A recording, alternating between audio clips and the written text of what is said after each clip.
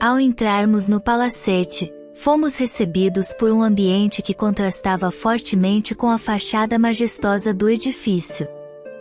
O interior era aconchegante e acolhedor, com uma atmosfera calorosa e convidativa. As paredes estavam decoradas com tapeçarias elegantes e pinturas encantadoras, enquanto a mobília exibia um requinte sutil. Uma suave iluminação criava uma atmosfera serena, e uma lareira que às noites proporcionavam o calor necessário. O chão de madeira polida revelava um brilho saudável, refletindo a luz das velas que adornavam as mesas. Enquanto observávamos admirados, o assistente nos conduziu até uma aconchegante sala de estar, onde ele pediu que esperássemos por Lady Elara. O contraste entre o exterior grandioso e o interior acolhedor era intrigante, e eu me perguntava o que nos aguardava nessa casa e o que Lady Elara desejava discutir conosco. Lady Elara se aproximou com uma reverência respeitosa, inclinando-se perante mim com elegância e dirigindo a mim o título de Vossa Alteza. Sua atitude solene e o uso do título real me pegaram de surpresa. Eu não estava animada com a ideia de ser uma princesa e estava começando a me acostumar com a família Brafiel. Com a expressão séria e um brilho de respeito em seus olhos, Lady Elara aguardou a minha reação.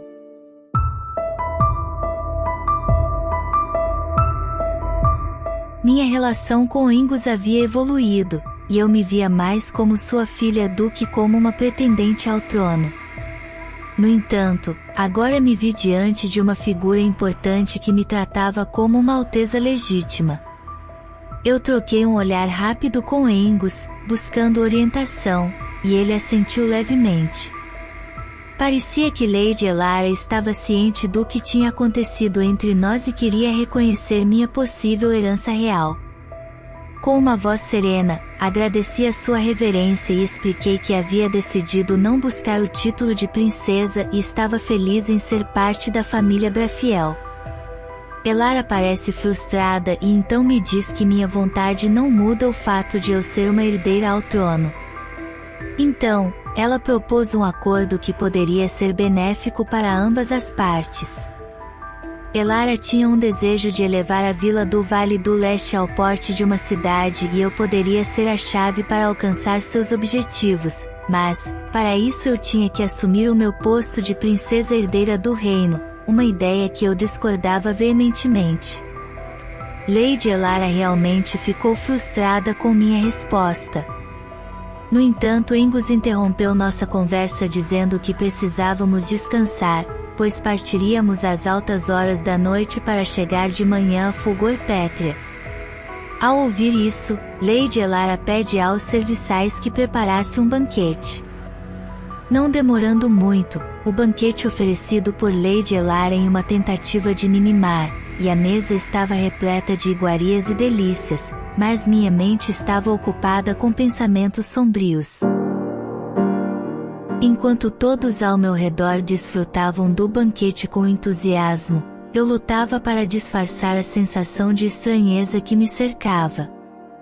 Cada vez que Lady Elara insistia em me rotular como filha do rei, me fazia relembrar que minha vida anterior era uma farsa, não apenas pelo rei ser um covarde que deixou minha mãe grávida à própria sorte, mas também pela história de uma mãe que escolheu um caminho diferente.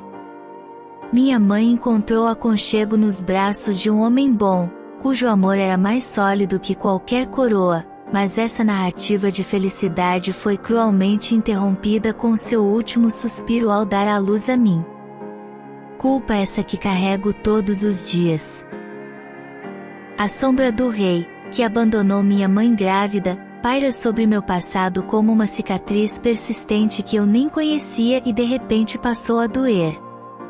A alegria que ela encontrou em outro homem foi rapidamente eclipsada pelo vazio deixado por aquele que deveria ter sido meu pai. O título real se torna um símbolo de tragédia, uma marca que, ao invés de honrar a linhagem, me conecta a uma história de perda e abandono. A repulsa que sinto em relação ao rei não é por sua ausência física, mas pela forma como sua escolha moldou meu destino. A tentativa de forjar uma ligação com ele parece ignorar a história de um homem bom que escolheu amar e cuidar, e não posso evitar sentir uma aversão instintiva a ser associada a alguém que abandonou sua responsabilidade paterna. Cada vez que meu título é pronunciado, é como se as feridas antigas se abrissem novamente, revelando um passado que agora eu quero esquecer. Cecília percebe o meu estado de angústia e me pergunta como estou me sentindo. Eu me desculpo dizendo que não era nada. O banquete continuava, e eu me esforçava para manter meu discernimento e encontrar respostas para a pergunta que me atormentava: como será quando não for mais possível me esconder dele? Estava claro que a jornada intempesta e bélica não foi apenas uma aventura comum, e minhas exibições me colocaram nessa situação.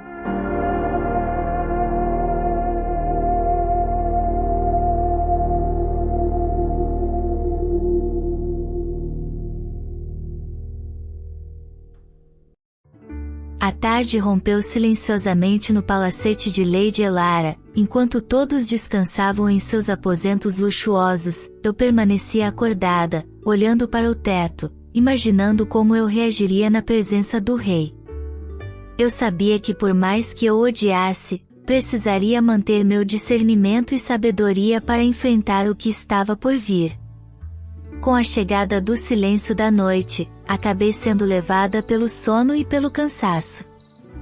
Os sons suaves de grilos e o frescor noturno preenchiam o ar, enquanto os passarinhos começavam a cantar com a chegada do amanhecer. Essa transição suave, do silêncio dos aposentos, aos barulhos nostálgicos das patas dos cavalos em uma estrada de pedra, harmonicamente misturada ao som das rodas da carruagem, parecia uma melodia. À medida que a carruagem avançava pela estrada em direção à cidade de Fulgor Pétrea, a atmosfera ao entrar na estrada para Fulgor Pétrea era diferente, e Angus decidiu compartilhar um pouco mais sobre a cidade que logo visitaremos, pois ele sabia que todo tipo de informação política me animava.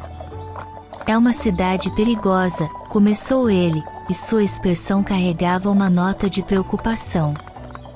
Existe muita riqueza, mas, infelizmente, essa riqueza não se traduz necessariamente em abundância de comida e bem-estar. É um cenário perfeito para bandidos, salteadores e enganadores que exploram e enriquecem à custa do trabalho árduo de outras pessoas.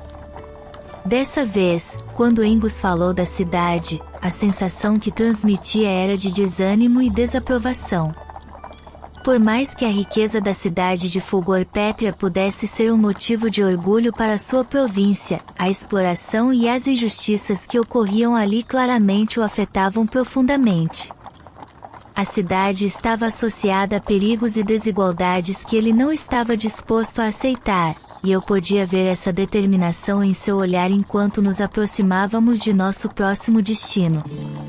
À medida que nos aproximávamos da cidade de Fulgor Pétrea, pude perceber uma característica notável que a diferenciava de outras cidades pelas quais havíamos passado.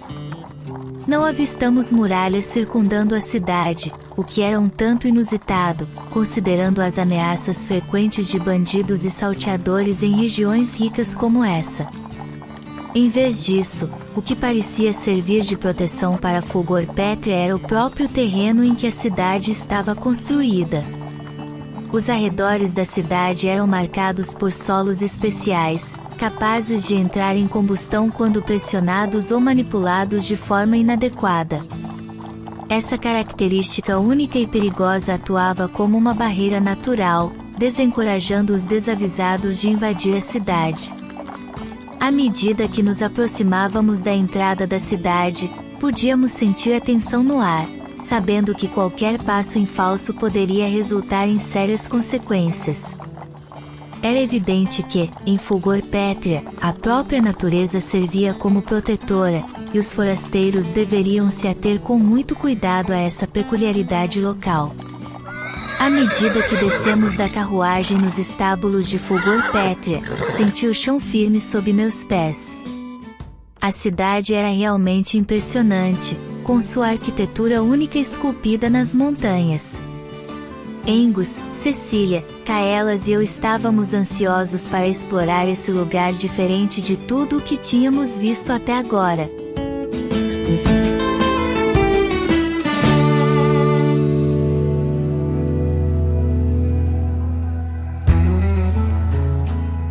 A atmosfera na cidade era elétrica, repleta de uma energia peculiar que só Fulgor Pétria poderia oferecer. Enquanto nos preparávamos para seguir adiante a pé, pude sentir a expectativa no ar. Era como se a cidade em si estivesse ansiosa para revelar seus segredos e maravilhas. Seguimos em frente, prontos para mergulhar na experiência única que Fulgor Pétria tinha a oferecer. Com cada passo, eu me sentia mais imersa na história e na beleza desse lugar extraordinário, e mal podia esperar para descobrir o que mais a cidade tinha a revelar.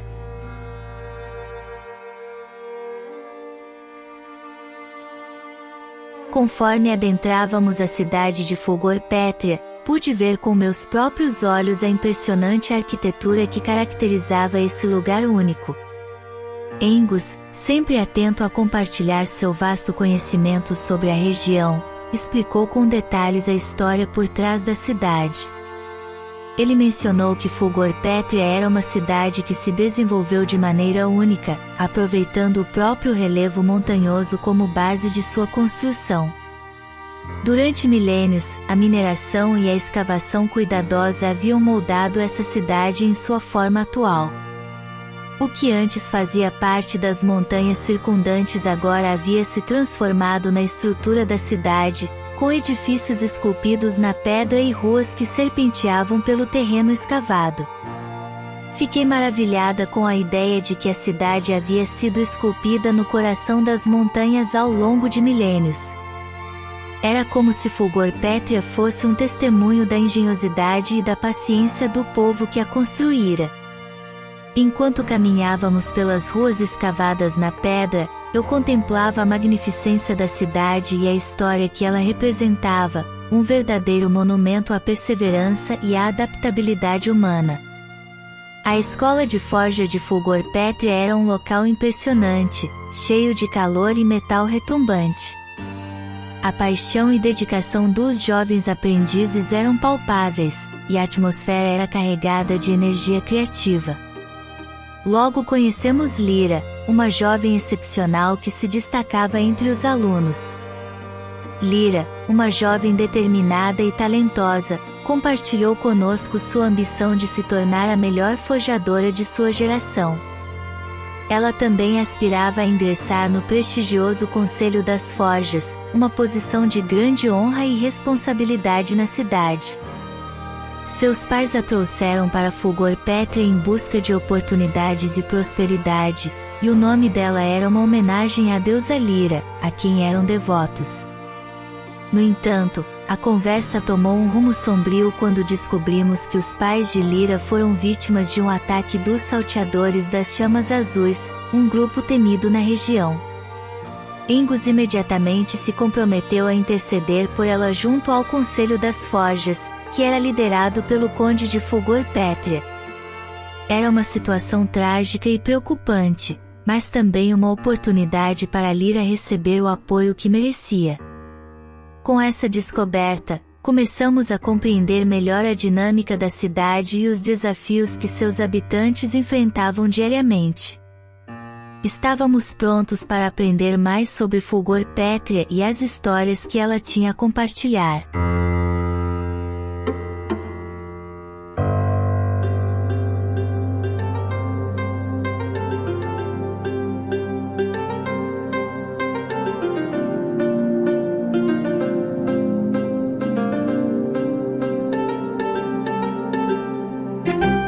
Após sairmos da escola nos dirigimos para a Guilda, a Irmandade dos Mineiros, que era uma organização com raízes profundas na cidade de Fulgor Pétria.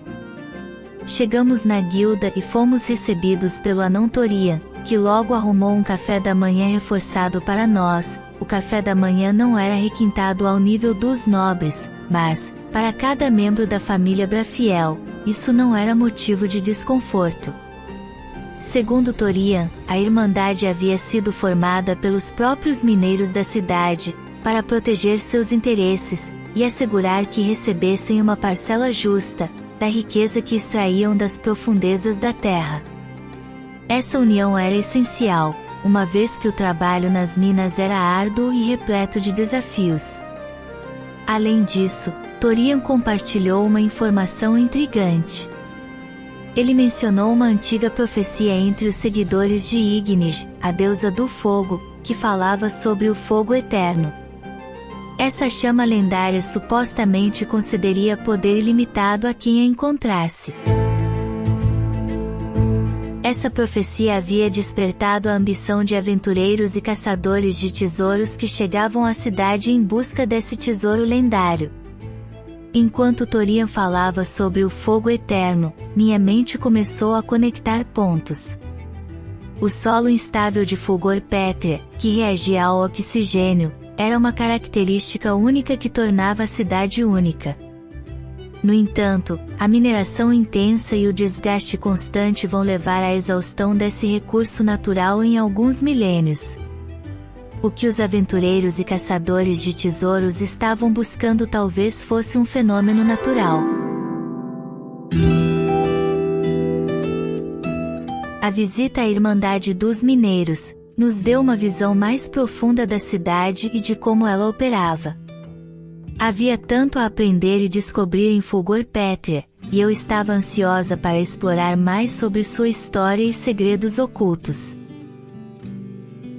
Ao chegarmos ao Conselho das Forjas, mais uma vez me dei conta da singularidade de Fulgor Pétrea. A cidade parecia ser construída diretamente no solo compacto, e isso dava à paisagem um aspecto rústico e robusto.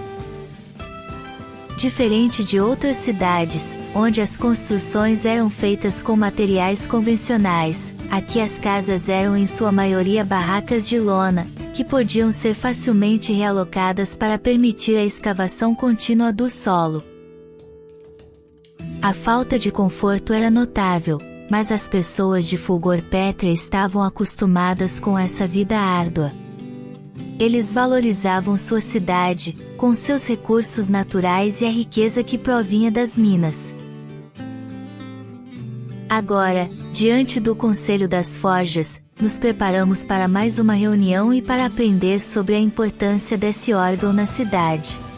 Agradeço silenciosamente aos serviçais do Conde de Tempesta por terem provido água e comida para a jornada, pois estava claro que tais recursos eram escassos nesta cidade.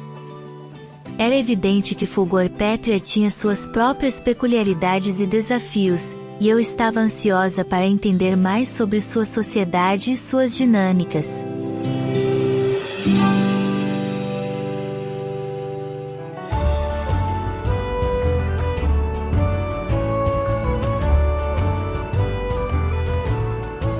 Engus e Branomir, o Conde de Fulgor Pétrea, se encontraram no imponente salão da Assembleia do Conselho das Forjas.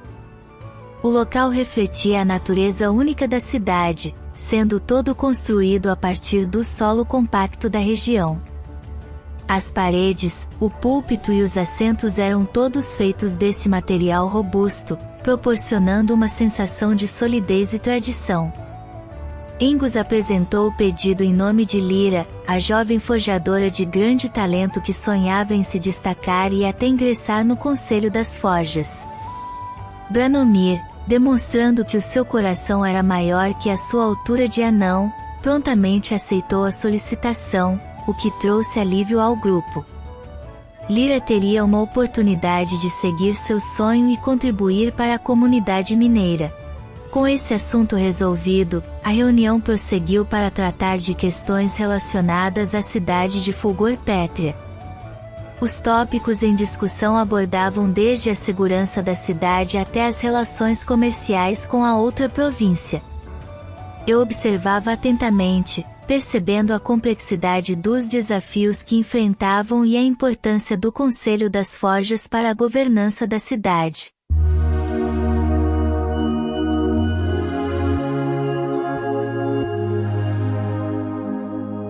O Conde Branomir nos alertou sobre a ameaça constante que pairava sobre a cidade, os salteadores das chamas azuis, um grupo de criminosos que aproveitava a riqueza mineral da região para seus próprios ganhos.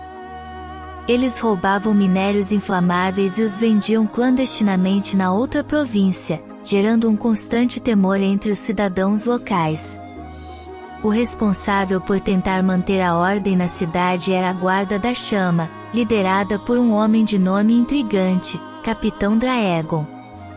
No entanto, as atividades dos salteadores das chamas azuis haviam se tornado um grande desafio, e a Guarda da Chama parecia não conseguir o segurar. Angus, demonstrando uma certa desconfiança quanto à situação, sugeriu ao Conde a convocação do Capitão Draegon para a reunião, uma ideia que parecia não ter sido do gosto do Conde, mas que foi aceita. Estava claro que havia muitas questões e desafios que necessitavam de resolução, e a presença do Capitão Draegon poderia fornecer informações cruciais para entender a extensão do problema e buscar soluções adequadas. Draegon, o capitão da Guarda da Chama, entrou no salão da Assembleia e fez sua apresentação.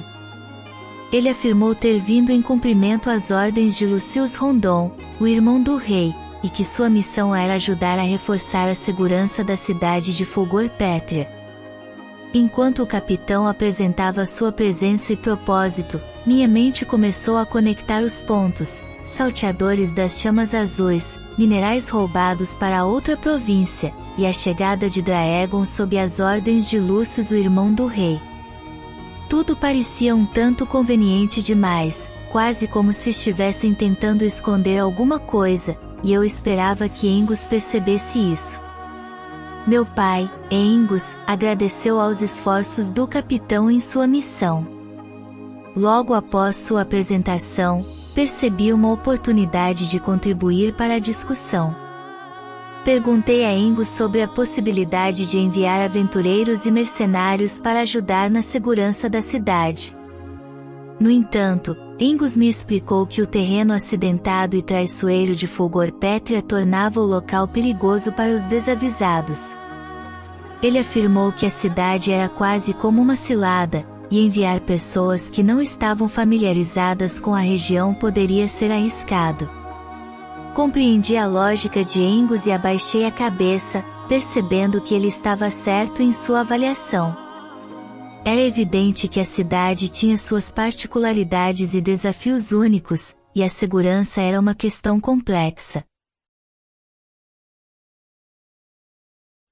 Depois de terminada a reunião, nos despedimos dos membros da Assembleia do Conselho, mas eu não conseguia deixar de ter a sensação de que havia algo mais a ser descoberto sobre a situação em Fulgor Pétrea. Neste cenário complexo de Fulgor Pétrea, onde as chamas ardiam tanto nas profundezas das minas quanto na intriga que permeava o ar, o desafio à segurança da cidade se desdobrava como um quebra-cabeça intricado. A presença do Capitão Draegon, embora destinada a trazer estabilidade, deixava um rastro de suspeitas em minha mente.